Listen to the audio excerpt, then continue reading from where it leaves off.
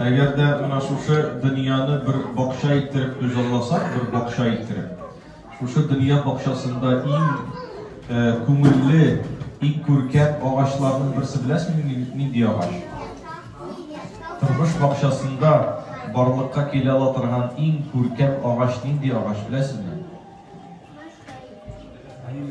Ha? Nindi ağaç?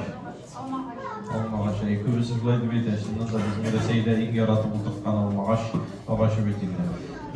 Bu kadar işte eğitilgen üstügülüydü. Alma ağaçı ilk körkep ağaçlarının birisi.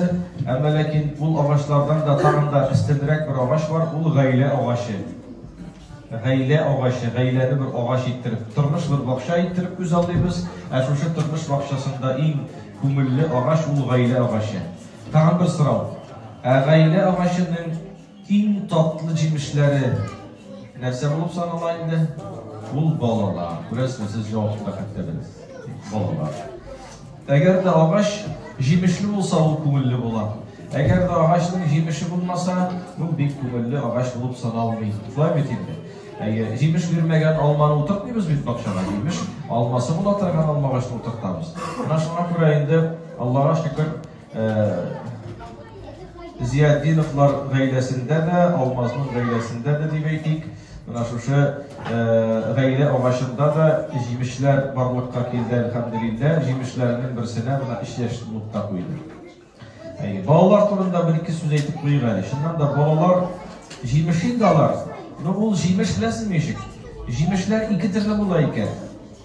Bar cimişler isi de hoş, tısı da motor. Ağzına kapsan tabi de lezzetli. Var cimişler tısı da denirse eski terlik tügül. Hoşu da bir hoş isli bulmuyor. Ağzına kapsan ağulandıran mümkünsin. Buna balalar da şulaylar. Balalar en azakta ata-anaga tatlı temli bir cimiş de bulaylar. Hem şulay balalar en azakta bir eşi cimişke deyleneler. Hatta sitiline balanın indi buluğu yakın şabarı bir ata-ana kulunda deyip etsek birimizde bakıslaşmaz. Orasına sen deyip eteli cemalar yablaka, yablani, далеко не тегереми татарша etkende. Şuna göre atlasitiline var birinci nigizini etiyeni sala. Şuna göre bala bir yaktan indi ol emanet, ikinci yaktan cimiş, ona tatlı, temli cimiş iterişin baytak tırışlık tatbırga gerek. Dinimiz kuşkan birinci buruş, ata-ananın matur isim veru, ikincisi aşatı ışırı kiyindiru, eşincisi ukurga yazırga sızırga iretu, hem en ağrı, dörtüncüsü bulda bulsa terbiye veru. Ana kişilikli ittirip terbiyeli ol. Hem elbette kişilik terbiyelegende en zor kralımız bizim cenara, en zor kralımız ol din. Din, özümüzün grup gayretimiz, özümüzün tarihimiz. Eğer de gayledeki etiyeni bizi aldan bilip, ikinciden babasına şu hazineni tapşıra iken, din düşüncesini sağlar kumulini etti, özünün milletinin tarihini sağlar, bala barı bir ne bilen yaşay, matur örnek bulur dayıttırmış bilen yaşaytırgan bular. Elbette her bir kagidenin var ismi için, bu kagide bularak, eğer de kişi din terbiyesinde terbiyeleneyken, tüm işarakta ol, temeksinde tatmitırgan bola, arabısında şmitırgan bola, sügünmitırgan da bola, etiyenisine kulda kötermitırgan bola, çünkü anın işinde işki jigen bola. Kişi svobodni bulup, buna hazırki vakıtta Avrupa'nın stili, svobodni, bir kim tınlama. Avrupa'nın psikolojisini içi girete, hatınga ite irini tınlama. Irine ite hatının tınlama. Bağlarga ite etiyeniğizin tınlamağız, siz müzünüzge kişi, bir kim tınlama. Bana şöyle sen bunu tınlama, tigini tınlama deyip, bütün yaktan svobodni bir şahıs varlık kele, hem o svobodu koyalıp bara, narkotik alıp kele, bayadır vakitsiz dünyadan kitüge alıp bara, kübü şarapta. Bütünley svobodni bulup yaşayan kişilerinin bir bakıtlilerine kuruymalı mı? Kurganınız var mı siz? Bütünley dinden de svobodni ol, milletten de svobodni. Svobodni tırmış bilen yaşaymıştır. Ama en azakta ne seçli? Vakitsiz kabrige kirer. Kübüsü. Ne seçlerge bilmeyin. Onun işki sokmağı yok onun. Koya parga bilmiyor. Jigensiz at kübük. Şuna göre cemaat, birinciden din kişiye özüne bir rahatlık. Икенчедән, балага ул бер җигән кебек. Әллә кайларга барып сугылмый. Менә мин үземнән генә чыгып әйтәм. Менә дин юлында булу кичкенәдән үк. Аллага шөкер, гомердә үземә тәмәке капмадым мин. Ни өчен? Шундый булганга күрә түгел, чөнки дин шулай өйрәтә. Гомердә урак эшкәнем булмады. Ни өчен? Үзем шундый яхшымы? Юк. Дин шулай өйрәтә. Бер кайчан да әтиенегә сүгенмәдем дә, ул сүз дә әйтмәдем. Ни өчен? Шундый хорошымы? Юк. Дин шулай өйрәтә. Ягъни диндәге тәрбия салына икән кешенең калбенә. Ул кеше чыннан да шәхес булу үсә. Үзенә дә рәхәт алыр, кешегә дә зарар тимәс. Шуңа күрә балага матур күлмәк, алтын көмеш биргәнчә иң беренче тәрбия бирсәк иң зур байлык. Иң зур. Самое правильное вложение – это вложение в детей. Это не в виде денег. Это в виде воспитания интеллекта и души. Но сейчас очень много времени уделяется на воспитание интеллекта, но душа страдает. Шуңа должна быть гармония. Кыш ишала ике канат булганда. Бер канатны сындырсаң ишми ул. Интеллект и душа вместе они должны быть. Тогда гармония возникает. А я думаю, у нас все свободны булу, нәрсәгә алып килә, деградация алып килә, что уже показало, что это показывает. Европада уже туйдылар, улыйдан, әкрен генә дингә авышалар. Анда бит инде хәзерге вакытта мәсәлән Франциядә да, Англиядә дин исламга күчүчеләр күп, урам тормышыннан туйып. Ә безнекеләр анда тора кызган. Менә шулай итеп кешеләр гәләнә. Бераз атмаксың наверное. Бuna балага иң зур бүләк җәмәгать ул дин хисен бирү.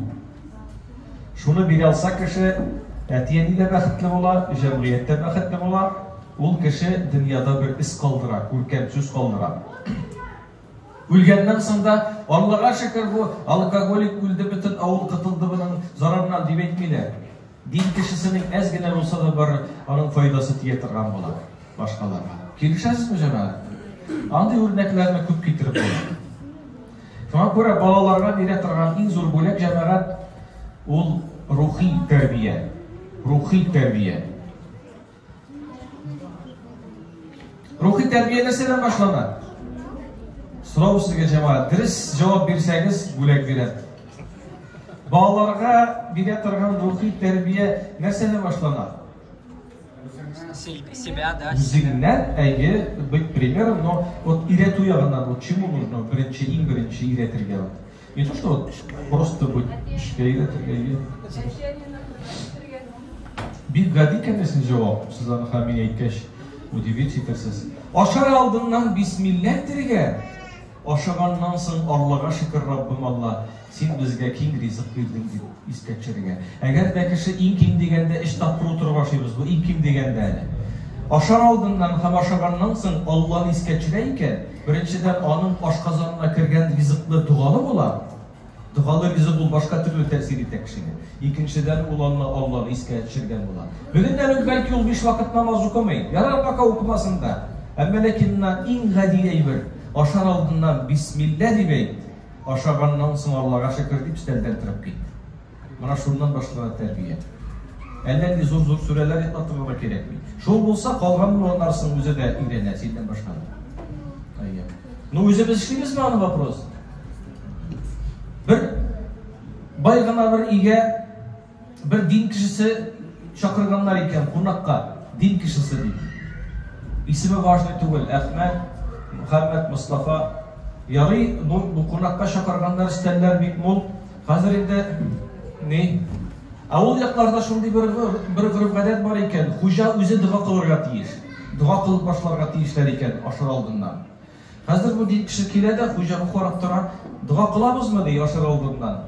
Хуҗа әйтә икән, хәзрәт гафу итегез инде, без дуга кыла идек әле, хәзер кылмыйбыз инде.